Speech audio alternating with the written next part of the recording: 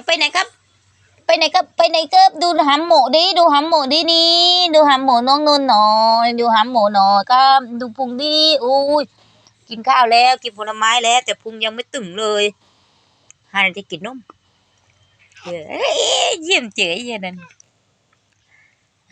ฮะเพิ่นสิไปเบิ่งเอาเด้อครับเด้ออืมเขาสิไปวิธีนั่นของเขา เขาบ่ค้านเด้อ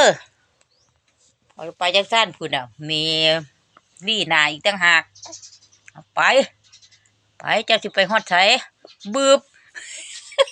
อย่าออกนอกผ่าไหมล่ะอย่าอย่าออกนอกผ่าไหมล่ะลูกอย่าออกนอกผ่าไหมล่ะล่ะเอาจะเตะแม่ไหมล่ะเบิ่ง